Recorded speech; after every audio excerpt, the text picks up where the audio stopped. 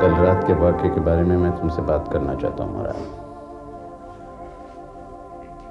मुझे सिर्फ एक चीज़ का खौफ है कि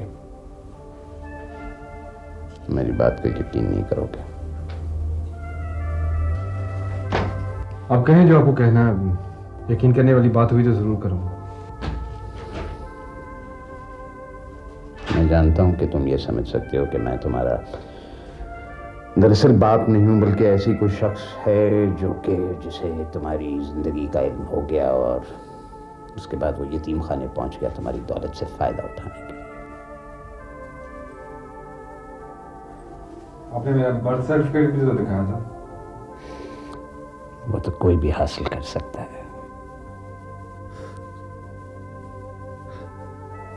आप अपने खिलाफ ये केस क्यों तैयार कर रहे हैं? हाँ?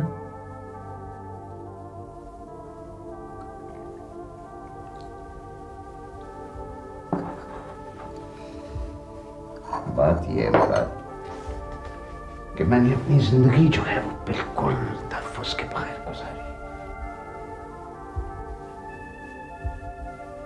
कई बार मेरे पास बहुत पैसे होते थे, बहुत पैसे, और कई बार कुछ भी नहीं। कल रात जब मैंने ये हरकत की तो मेरे ज़हन में ये था कि अगर किसी वक्त, किसी दिन, किसी लम्हे तुमने मुझे घर से अगर निकाल दिया तो मेरे पास अपने तहफ़्फ़ुज़ के लिए कुछ तो होना चाहिए।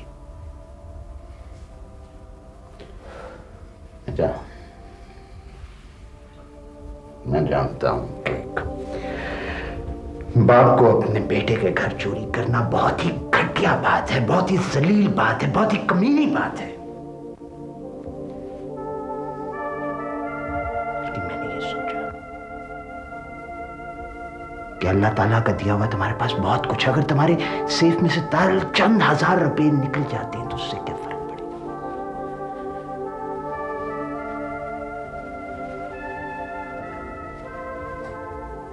और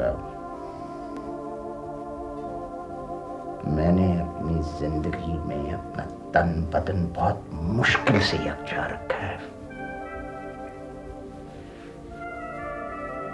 दरअसल मैं गरीब लोगों की तरह हूं, गरीब और भूखे लोगों की तरह, जो कि जब खाने की कोई चीज देखते हैं तो उनका जी चाहता है इसको चुरा कर खाएं, चाहे उनका पेट भरा ही क्यों ना। आपको इल्म नहीं था कि उस सेफ में कैश नहीं होता? मैं उस किस्म का शख्स नहीं हूं मुराद। मुझे क्या पता था? मुझे क्या पता था कि कागजात जो हैं वो इतने कीमती भी हो सकते हैं कि उनको सेफ में रखा जाए।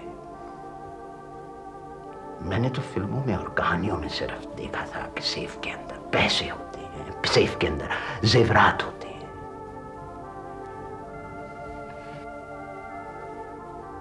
वैसे तुम्हारी अम्मा को मुझे पकड़ने का बहुत मजा आया।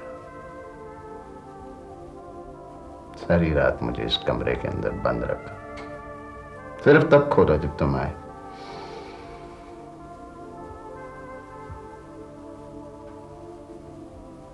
फिर मुराद, तुम मेरी बात पे यकीन करोगे?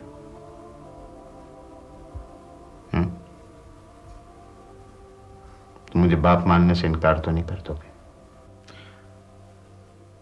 एतबार करना तो मोहब्बत करने से भी ज्यादा मुश्किल होता है आपा। अभी कुछ वक्त तो लगेगा। बेटे, मैं अगली बार ऐसी कभी कोई हरकत नहीं करूंगा। मुझे माफ कर दो।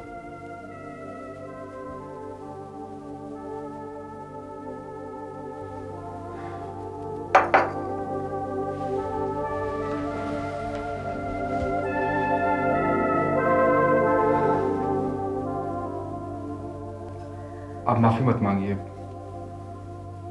मुझे किसी का भी माफी मांगना अच्छा नहीं लगता।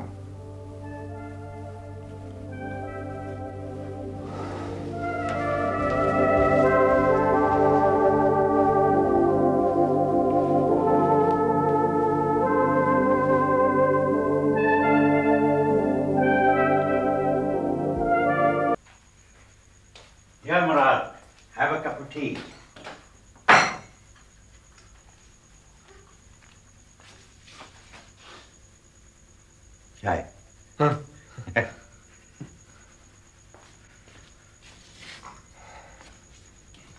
शाही साहब, वो मैंने आपको कुछ बातें पता करवाने को कहा था। हाँ हाँ, मैंने पता करवाया। इम्तियाज साहब जो कुछ कह रहे हैं सब ठीक है। जो एड्रेस उन्होंने दिया वो भी ठीक। उनके वहाँ 2 भाई भी हैं। एक हाल में इंतकाल कर गया। उन्होंने उसके बारे में काफ़ी अरसे से कुछ सुना ही नहीं। वो 20-22 साल की उम्र में घर छोड़कर चला गया था। शादी की वजह से? नहीं, ये तो नहीं कह सकते हैं, हो सकता है।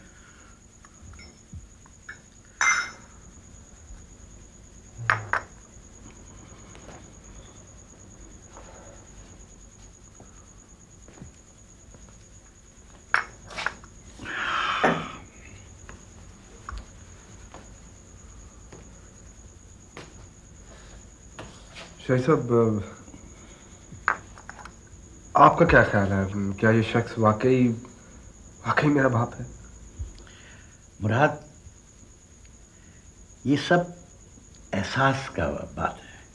तुम्हारे दिल में एहसास होगा तो तुम उस पर यकीन करोगे। मुझे इम्तियाज साहब के बारे में उसके खिलाफ कोई बात ही नहीं मिला, और मुझे एहसास है कि वो वाकई तुम्हारे वालिद हैं।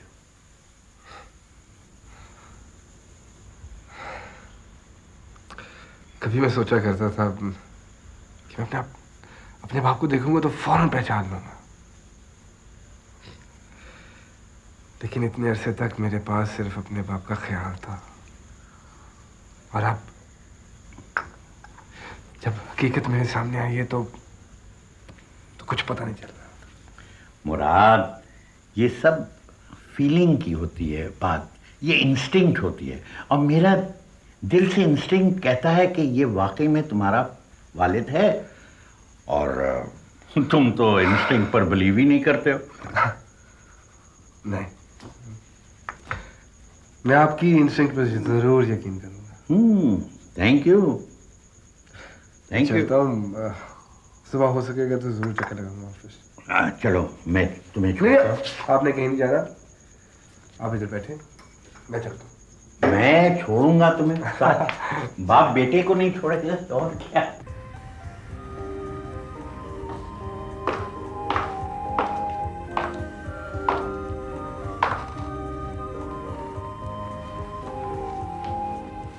कैसी लग रही हूँ?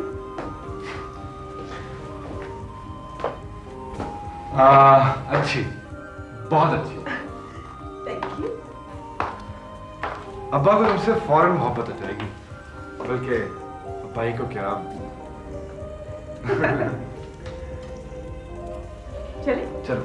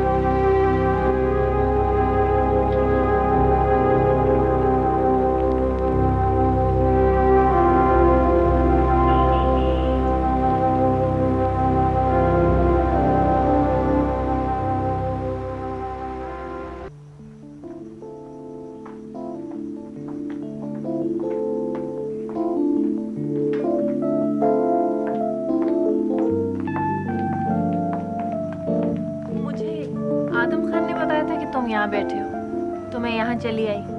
तुम्हें बुरा तो नहीं लगा मैं कुछ देर बैठ जाऊँ तुम्हारे पास? खाने के लिए कोई चीज है? नहीं शुक्रिया आदम खान।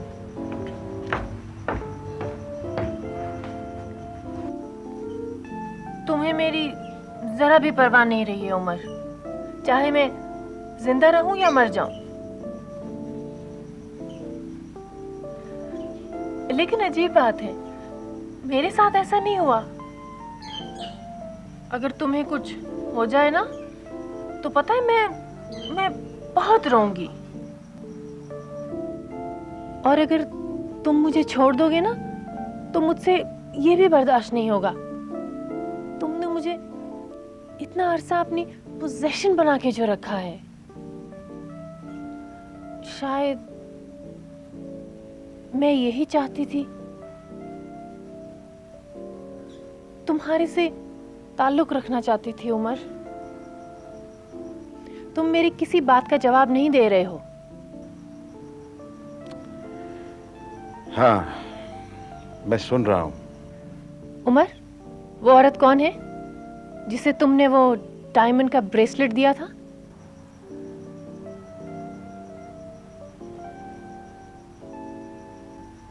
मैं तुमसे कुछ पूछ रही हूं उमर।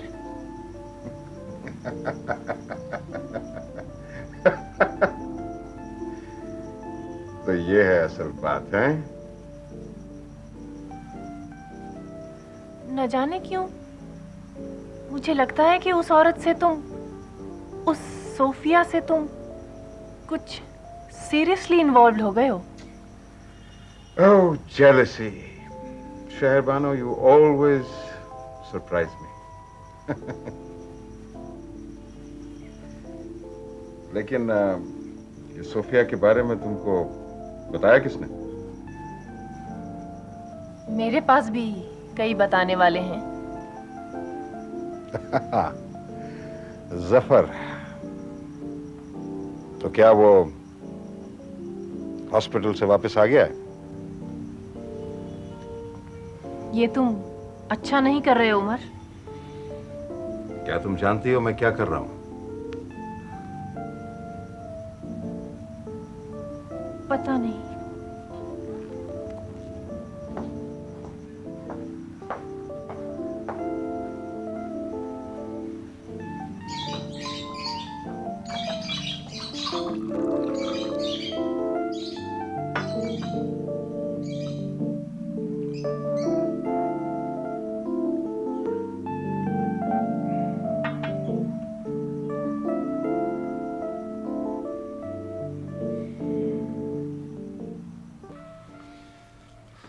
मेरे भाई, ये तुमने जो सोफिया को सेलेक्ट किया है अपनी फिल्म के लिए, इससे जाहिर होता है कि तुम मेरे बेटे हो। क्योंकि अगर मैं फिल्म बना रहा होता मैं भी सोफिया को सेलेक्ट करता। वैसे जो आपकी सेक्रेटरीज की चॉइस है वो अलबत्ता कोई इतनी खास अच्छी नहीं है, बेशतर तो वैसे ही लड़के। अब आप देखिए जो मैंने सेक्रेटरी चूज की है। लेकिन अब्बा उसे टाइप करना नहीं आता। अरे भी तो क्या फर्क पड़ता है, टाइप के लिए कोई और हम ले लेंगे सेक्रेटरी, और क्या। तो कॉफी बहुत अच्छी बनाती है। आपकी कंपनी क्या एक्सपोर्ट का बिजनेस करती है? मैं सोफिया, बात दरअसल ये है कि मैं तो मुराद का कारोबार संभालता हूँ। सोफिया, एक्चुअली हम कॉटन यार्न एक्सपोर्ट करते हैं। तुम कितने मुख्तलिफ किस्म के बिजनेस हैंडल करते हो। वो अनिला बता रही थी कि कोई बैंक वगैरह खोल रहे हो। मुझे तो कुछ समझ नहीं आती सोफिया कि इसके पास ये बिजनेस का ज़हन कहाँ से आया है। मैं आपकी वालदा तो ऐसे मामलात में कोई ऐसा शऊर नहीं रखती थी। आप क्यों अपने आप को अंडर एस्टिमेट करते हैं? मुझे यकीन है मुराद ने आपकी ही इंटेलिजेंस इनहेरिट की होगी। मुराद भाई, ये बहू अच्छी बन सकती है। चलो उठो, उधर बैठ के कॉफी पीते हैं। अच्छा, और सबने? कॉफी आपकी अम्मा नहीं बनाएंगी, कॉफी मैं बनाऊंगा क्योंकि उनको बनाने नहीं आती। ठीक है। आप चलिए, मैं कॉफी बना कर लाता हूँ। आपसे मिलकर मुझे बहुत खुशी हुई।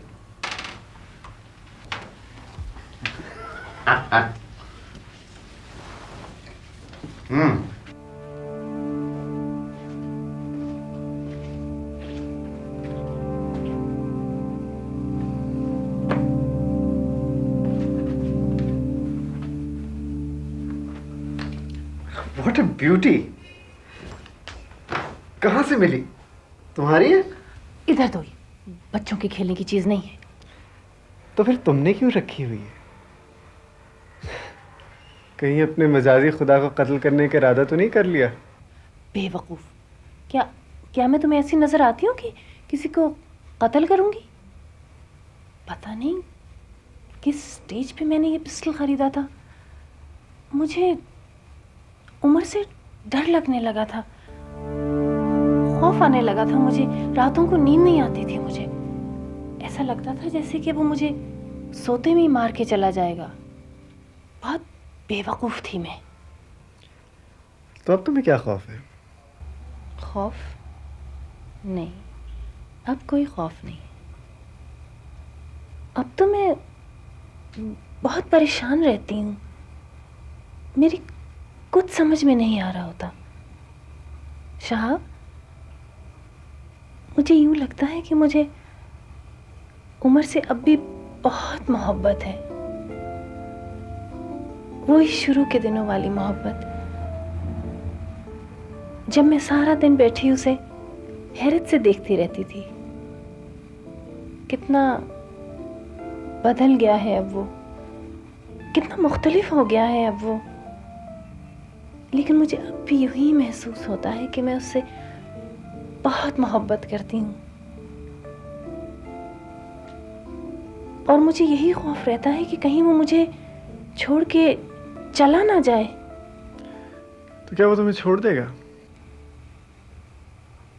पता नहीं। और ये सोफिया कौन है? मुझे नहीं पता, बस उतना ही पता है जितना जफर ने बताया था।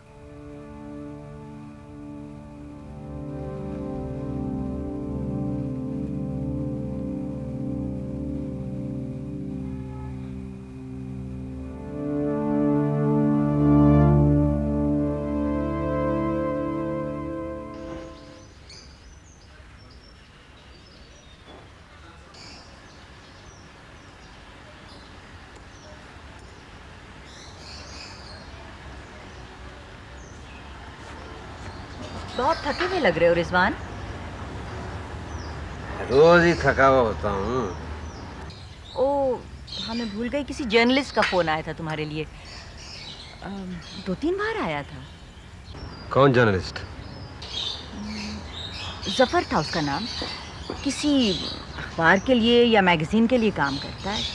ओहो बाबा, मैंने तुम्हें पहले भी बताया था कि कोई भी ऐसा आदमी आए, आई एम नॉट इंटरेस्टेड। ये इंटरव्यू मैं नहीं देना चाहता किसी को।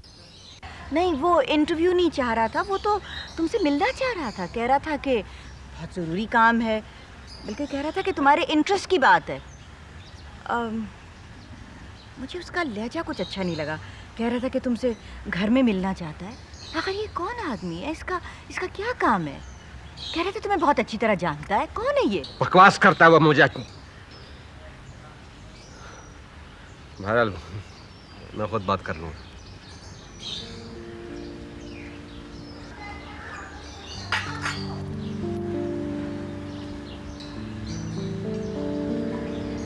कितना बदल गए हो रिजवान।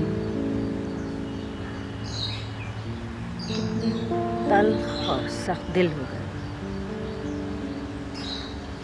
जब हमारी शादी हुई थी तो मैं तुम्हें इतना आइडियलाइज किया करती थी। तुम एक young, ambitious, well educated politician थी। क्या खूबसूरत गुफ्तगू हुआ करती थी तुम्हारी। क्या आइडियाज थे, क्या प्लान्स थे। बल्कि मैं तो तुम्हें एक किस्म का जॉन एफ कैनेडी सा फिगर समझती थी। गलती तुम्हारी है सुरैया। तुम दूसरों पर अपनी ख्वाहिशात के मुताबिक बनाया हुआ एक इमेज इम्पोज करना चाहती हो, और उसके बाद तुम ये भी चाहती हो कि वो तुम्हारे इमेज पे पूरा उतरे हैं। It's not possible. ये मुमकिन नहीं है। इसमें किसी का कसूर नहीं, तुम्हारा अपना कसूर है। और यही वजह है तुम्हारे पहले शौहर से तुम्हारी नहीं बन सकी। वो बेचारा मामूली सा सरकारी अफसर कहाँ तुम्हारी ख्वाहिशात पे पूरा उतर सका होगा। शायद तुम सही कह रहे हो। मेरे ख्याल में मैं हद से ज्यादा आइडियलिस्ट थी, और इसी की वजह से मैं बहुत देर तक मैच्योर नहीं हो सकी और फिर जब हुई तो बहुत बिटर हो गई। लेकिन कहीं तो हम सब में कुछ तो अच्छा था जो खो गया, तुम में, मुझ में और मेरे पहले शोहर में।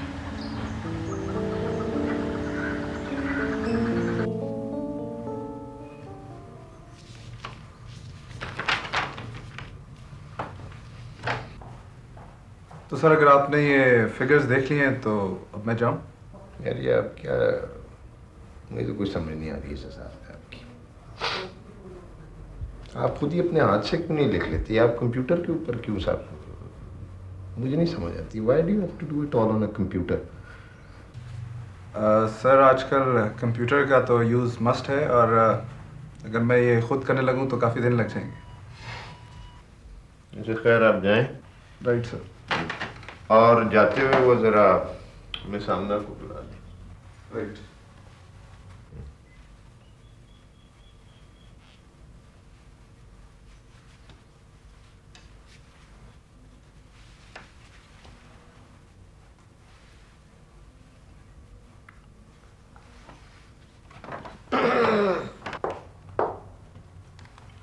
Yes sir. हाँ आओ यार, आना, बैठो बैठो।